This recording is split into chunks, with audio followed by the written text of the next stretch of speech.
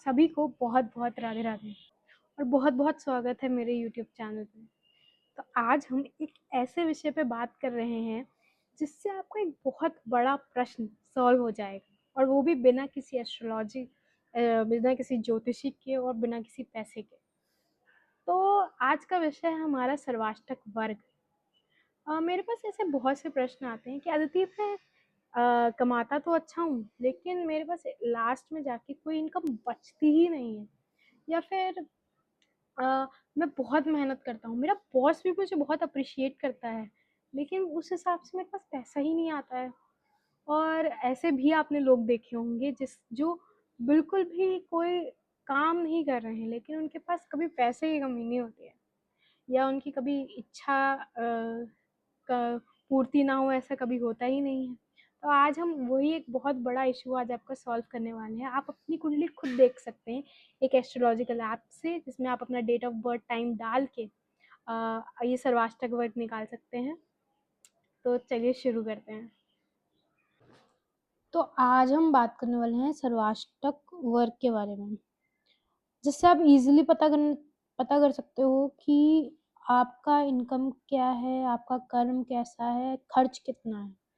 तो सबसे पहली बात तो ये होता है कर्म का भाव, 10वां घर, 10th हाउस।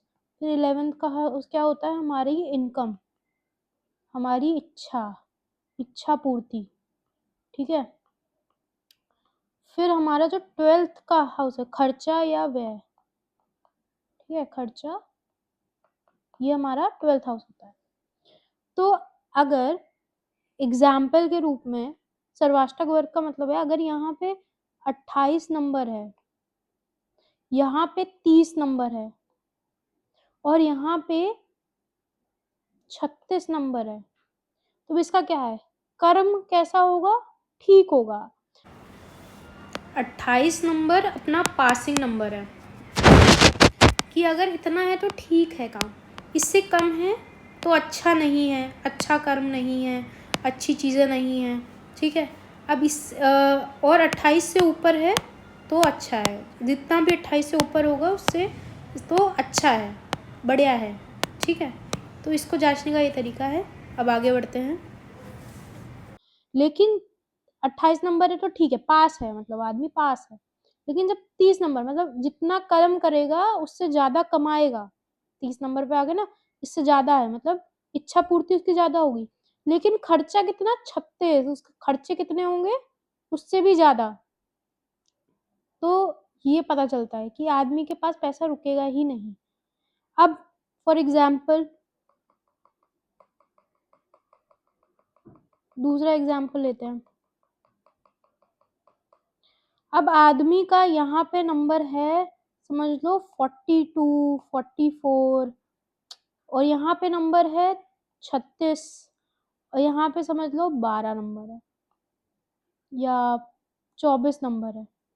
तो अब आदमी क्या है, कर्म उसके बहुत अच्छे, अपनी फील्ड में टॉप क्लास काम करता होगा।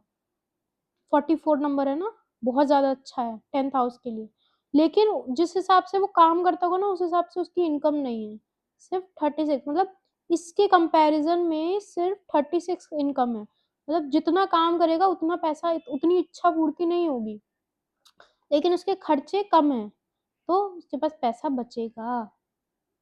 उसके खर्चे कम हैं तो उसके पास इतने उसके खर्चे नहीं हो रहे हैं, ठीक है। ये होता है जानने का तरीका। अब एक और एग्जांपल ले लेते हैं।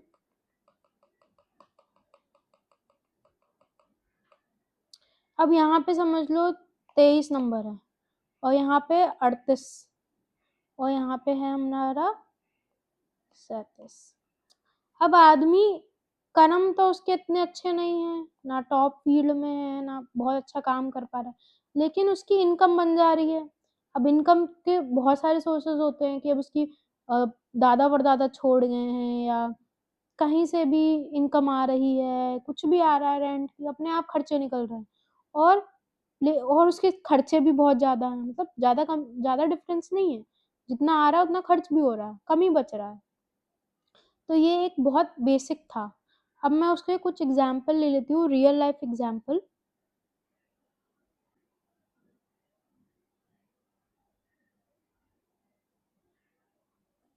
अब मैं ये एक रियल लाइफ एग्जांपल्स ले रही हूँ। आप किसी भी कुंडली वाले ऐप को खोल के सर्वाष्टक वर्ग निकाल सकते हैं और अपना, तो ये मैं रियल लाइफ एग्जांपल ले रही हूँ जिनकी उम्र 40 से ऊपर है या जो लाइफ में आगे बढ़ चुके हैं, उन सब की बातें कर रहे हैं।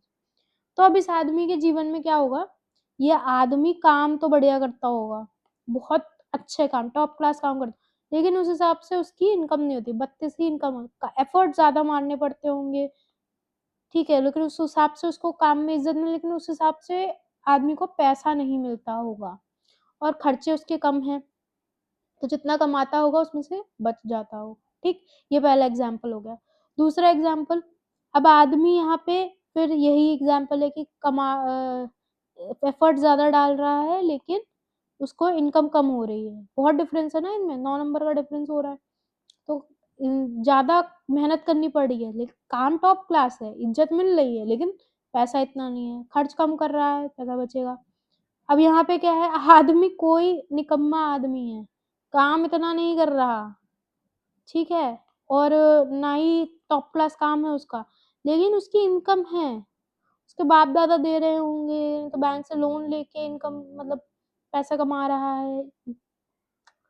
अब इसमें क्या है, अब इसमें 24 है, मतलब काम उसका इतना बढ़िया नहीं है, ना अपने फील्ड में टॉप क्लास पहुंच पा रहा है, लेकिन उसकी इनकम ज्यादा है। अब वो बाप दादा की वजह से हो, किसी और रीजन की वजह से हो, नो मैटर, अब उसके पास पैसा तो आ रहा है ना, और खर्चे कम है, सबसे अच्छी बात, खर्चे हमेशा रेड पे होने चाहिए, नंबर कम होना चाहिए इनका, तभी आपके पास खर्चा कम होगा, तभी तो आपके पास पैसा बचेगा।